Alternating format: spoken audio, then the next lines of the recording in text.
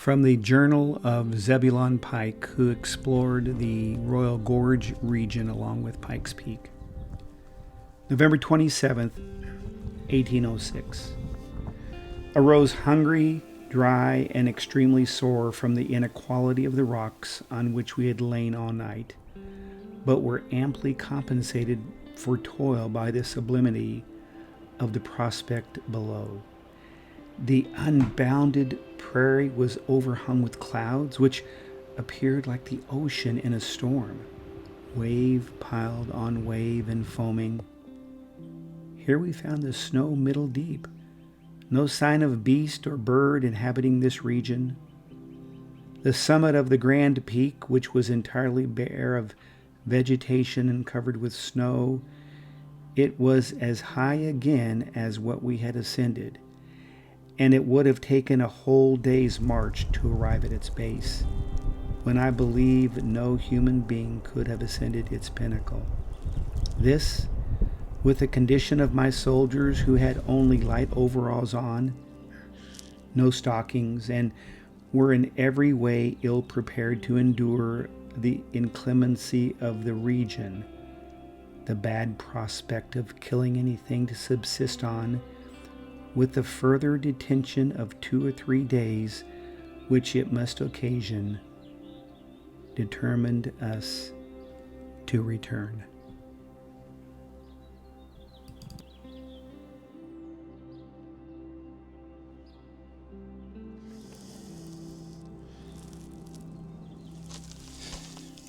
You have to prepare for the last 10 years of your life. Well, how come? Well, it's probably because those are going to be the 10 most difficult years that you've had. You're going to be more frail, less stable, more likely to fall. Your immune system is going to be more compromised, and you're going to be more at risk of anxiety and depression. So this video is about helping you come to terms with that and give you some suggestions on things that you can do to help prepare yourself for that. Welcome to my channel. My name's Mark Neese. I'm a psychotherapist who loves hiking and backpacking. And let me go back here and I'll show you what I'm looking at right now. Hopefully you can see that. The sun is kind of, oh no, if I can't shelter it too much. But this is the Royal Gorge near or outside of Cañon City, Colorado. I visited the park earlier, and so I'm doing a hike along what's called the Rim Trail. Well, how do you prepare for the last 10 years of your life? And I'm going to start off by first helping you figure out what are your last 10 years. Wouldn't that be cool to know what the last 10 years of your life are? Stay with me for that one for sure. The next 2 segments are going to be about how to motivate yourself and how to plan those last 10 years. I think it's important that you do that. And then the last segment is, what is the one thing that you absolutely have to do in order to prepare for those last 10 years? Let me show you what I'm looking at. And this is, again, Royal Gorge. What a beautiful, beautiful, beautiful place. Reminds me a little bit of the Grand Canyon. It's not nearly as deep. I think it's like 1,200 feet, where of course the Grand Canyon is over 5,000 feet deep. So stay with me. We're going to talk and help you prepare for the last 10 years of your life.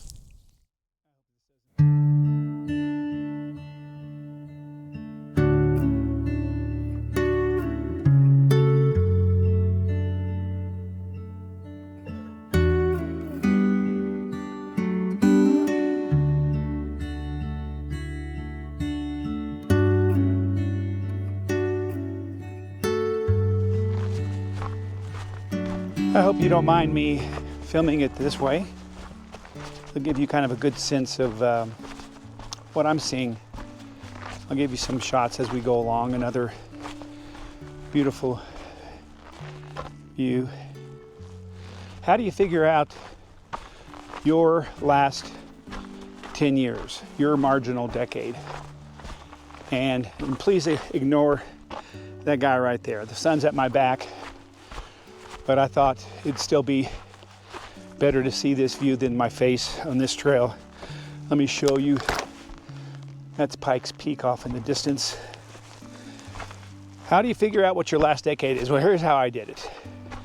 I took my grandparents and my mother and my father, and I have a grandmother that died at 64. Okay, she doesn't count.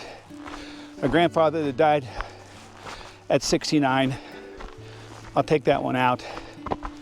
Love them both, but I'm not going to count them as my marginal decade.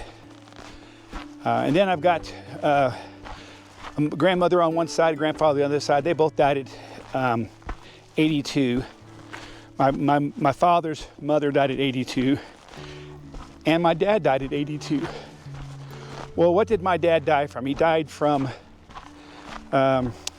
smoking, COPD. So I don't think he counts either. I think he could have gotten 5 more years had he not smoked. And so then we're left with my mother. She died at 87, and she never exercised a day of her life. I mean, not one day of her life. Just a gorgeous view out there, isn't it? That meadow. Geez, let me turn it around so you can see me. So my mother died at 87, never exercised that I recall. She walked back and forth to Hardee's. She was very, very unstable, fell a lot, ended up injuring herself pretty seriously on one fall, well, 2 falls for that matter. Okay, so how do I figure out what my decade, final decade? My mother would probably be the one that I would go to, and I guess I would say 87, but here's what I would also do. I've been exercising for 35 or 40 years. Started easily in my 30s, so here I am 70 this July. So I'm guessing at least 30 years. So, I mean, I do this, I'm out here hiking, working out, cycling. I climbed yesterday with my son and granddaughter. My granddaughter belayed me 43-foot walls. Of course, I only did 5.7, a couple 5.7s, but still. But, so, here's what I do. I'm gonna give myself a bonus, a 3-year bonus. So, because I've exercised a lot and try to eat well to what my mother did, so I'm gonna give myself a 90, so that's when I'm gonna die. So my marginal decade is from 80 to 90. I'm 70, I've got 10 more years to prepare for that marginal decade. Could something happen that would change that, like an accident or something else, a disease of some sort, cancer? Sure, something could change that. But I'm going on the assumption that my marginal decade is from 80 to 90. And so figure it out, something like that for yourself. Go through something, pick a decade that you want it to be. All right, what do we do after that? Well, there's 2 processes. I think I've shared them briefly. We're gonna look at those now. Forecasting and backcasting. What are they and how can you use them to your advantage? All right, stay with me.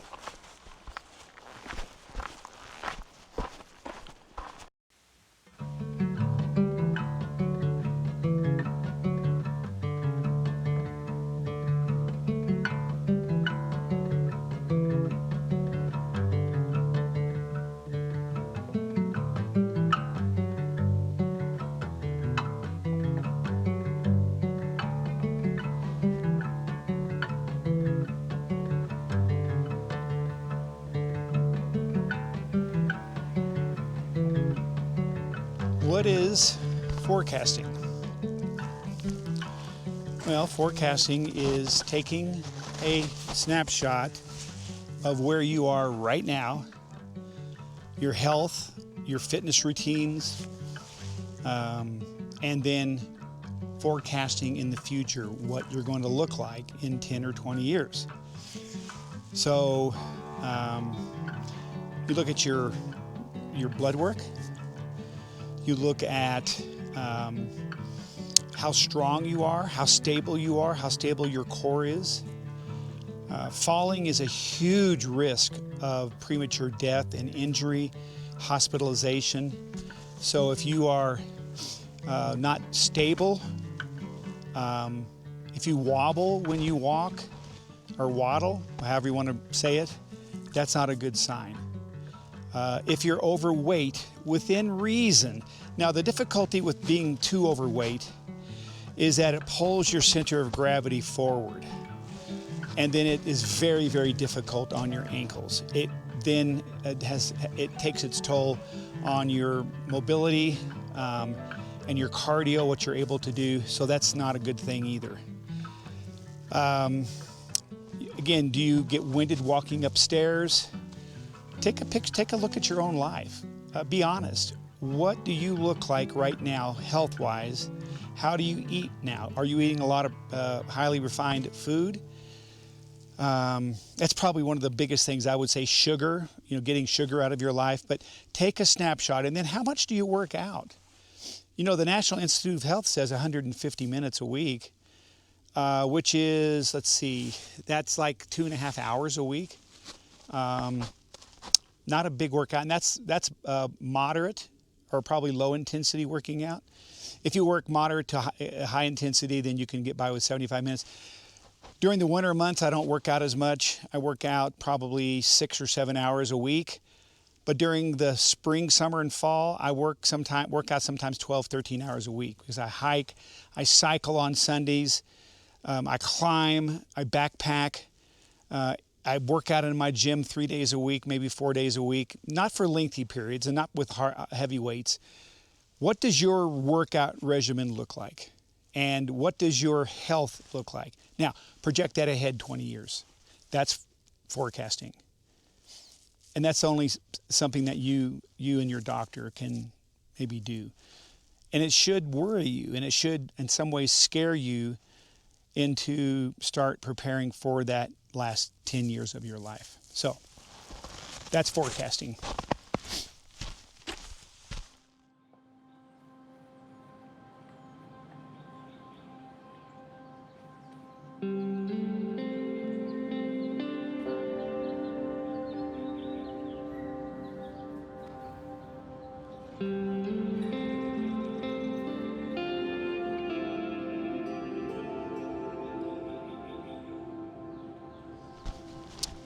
We've just talked about forecasting. Now, what is backcasting? Well, backcasting is looking ahead 10 years, 20 years, and then asking yourself, what do I want those 10 or 20 years to look like? For me, I want to be able to backpack. I want to hike. I know I'm not going to be able to do it anywhere close to the intensity. Even now at 70, I think at 80, I'm going to be at obviously a different level because I'm older. So I'm not going to be able to do the same intensity, but I can still hike, I can still backpack, I can still cycle, I can still climb. If I do the things today that I need to do in order to prepare myself for that. So I'm going to keep hiking, I'm going to keep climbing, I'm going to keep cycling, I'm going to keep working out weights, body strength, keeping my muscle mass as closely as I can to what it is now. And that's so that I can then do what I want to do in my last decade, my marginal decade. So what do you want to do? I mean, for some people, they just want to be able to live on their own or to take care of themselves. That's okay. What's it going to take for you to be able to do that? To take care of yourself, not to need somebody to take care of you. You don't have to be climbing mountains, but do you want to be able to walk into the grocery store? Do you want to be able to walk steps?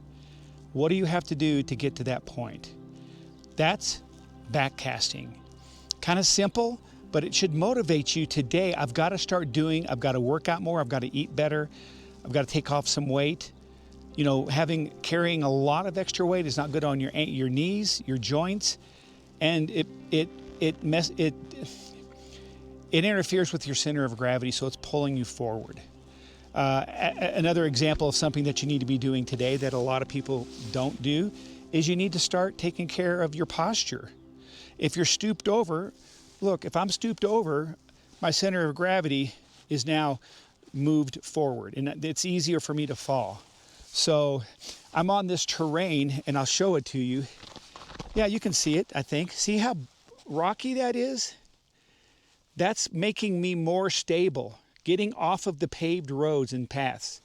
So do what you can today so that you get to do what you want to do tomorrow. That's backcasting. All right, now we're going to talk about the last little segment is what's the most important thing that you can do to prepare for the last 10 years of your life. I just love this little scene right here. I hope you can see that cacti. We don't have those obviously in Kentucky, but isn't that such a cool scene? All right, stay with me.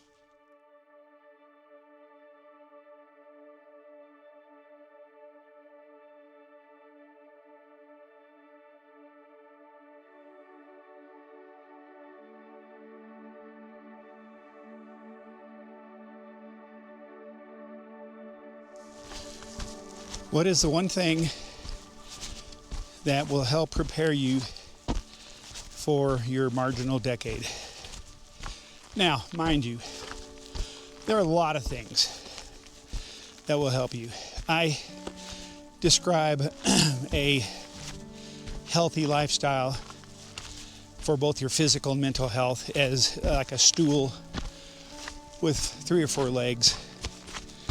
Better 4 than 3, but good nutrition, which basically is eating more fruits and vegetables. Exercise, which is doing more cardio, but including that with resistance training. Good night's sleep. I have a magnesium patch I wear that does the trick. I'm telling you, does the trick. And then a good social support system. Being around people.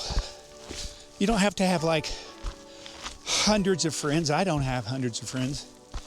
I really don't want hundreds of friends. I don't want a lot of friends. I have a few, and I cherish them. And I have my sweet wife, who is my friend. I love coming home, talking to her about the day, helping her guide our company. But what of those 4 is the most important?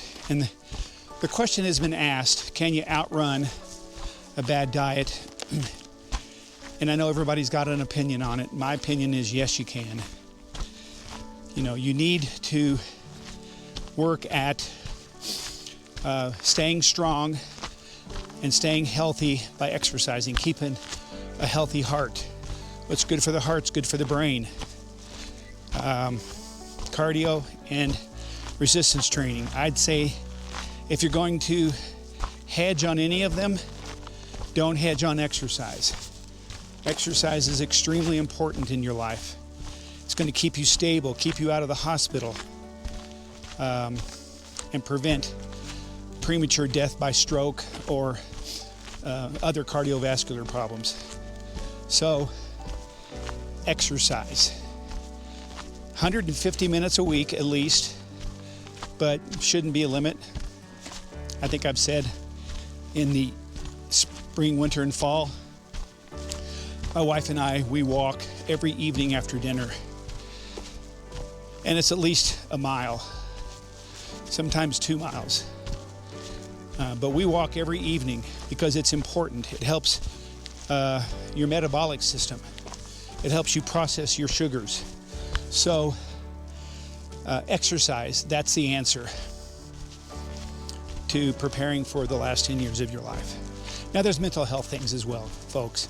But the body-mind connection, if you're going to take care of your body, you're taking care of your brain, which is taking care of your mind. And I've got episodes on taking care of your brain and your mind. Okay, there we go. Well, I hope you enjoyed it. Hope it's been helpful. It's just been a gorgeous, gorgeous, gorgeous place to hike in. I'll give you one parting shot of Royal Gorge. There we go. It's just beautiful, beautiful, beautiful. I've loved this hike, and I hope you have too. So, take care and happy trails.